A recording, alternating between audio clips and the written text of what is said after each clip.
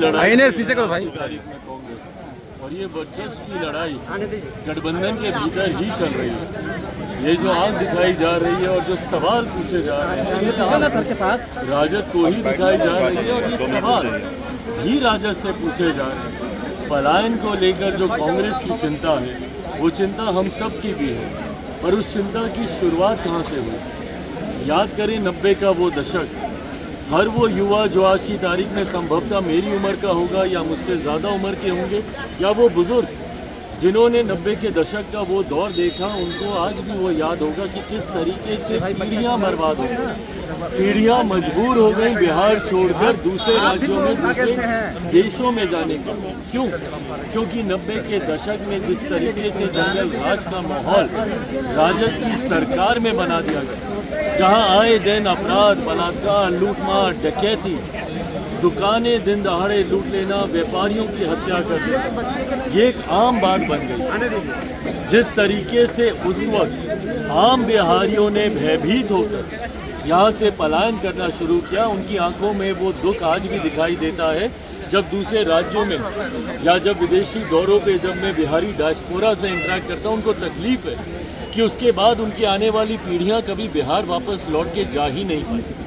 मैं इतना धन्यवाद ज़रूर मुख्यमंत्री नीतीश कुमार जी का दूंगा कि उन्होंने अपने कार्यकाल के दौरान कम से कम उस नींव को तैयार किया जिसको आने वाले समय में बिहार विधानसभा चुनाव के बाद प्रधानमंत्री नरेंद्र मोदी जी की सोच वाली सरकार के संरक्षण में अब उस व्यवस्था को और इतना मजबूत किया जाएगा कि न सिर्फ पलायन रुकेगा बल्कि रिवर्स माइग्रेशन भी अब हम लोग शुरू करवाएंगे।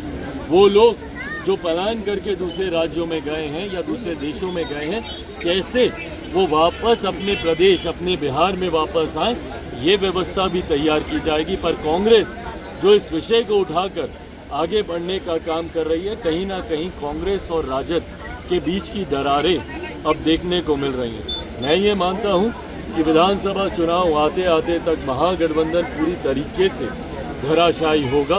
कांग्रेस वर्चस्व की लड़ाई में, और पहले भी कांग्रेस अलग से चुनाव लड़ चुकी है। 2019 का लोकसभा का चुनाव हम लोग देखें, उस वक्त भी कांग्रेस ने अलग चुनाव लड़ने का कार्य किया। मैं मानता हूँ कि विधानसभा के चुनाव आते आते तक कांग्रेस राजद के मतभेद इतने बढ़ेंगे कि ये लोग अलग होकर चुनाव लड़ेंगे। बहरहाल लड़ते हैं नहीं लड़ते हैं ये इनकी चिंता का विषय है। एनडीए इतना मजबूत और इतना तैयार है कि अगले चुनाव में हर बार से ज़्यादा सीटें जीतकर इस बार हम लोग एनडीए की सरकार बनाएंगे।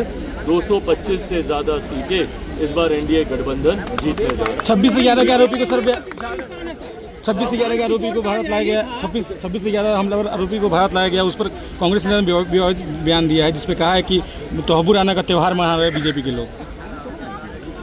कांग्रेस अपने कार्यकाल में तो ये कर नहीं पाई और किसी आतंकी को पकड़ना तो बहुत दूर की बात है। कांग्रेस के कार्यकाल में आतंकियों का मनोबल इतना ज़्यादा बढ़ गया था कि देश के फाइनेंशियल हब मुंबई तक वो लोग पहुँचे। सोचिए देश में कितना असुरक्षा का माहौल था। लोग उस वक्त कितने भयभीत थे कि अगर मुंबई तक लोग पहुँच के अगर अटैक कर रहे हैं, पहले तो सीमावर्ती इलाकों में ही आतंकी गतिविधियाँ होती थी, पर जिस तरीके से कांग्रेस के शासनकाल में महाराष्ट्र तक आतंकियों ने अपने पैर पसार लिए थे, उसी का परिणाम है कि उसके बाद देश की जनता ने पूरी तरीके से कांग्रेस और उनके साथियों को नकारने का काम किया।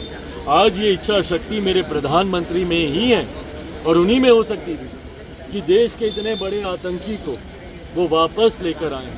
सोचिए आज उन लोगों को कितना संतोष हुआ होगा जिन्होंने 26/11 के उस आतंकी हमले में अपनों को खोने का काम किया, जो घायल हुए, जो उस घटना में प्रताड़ित हुए।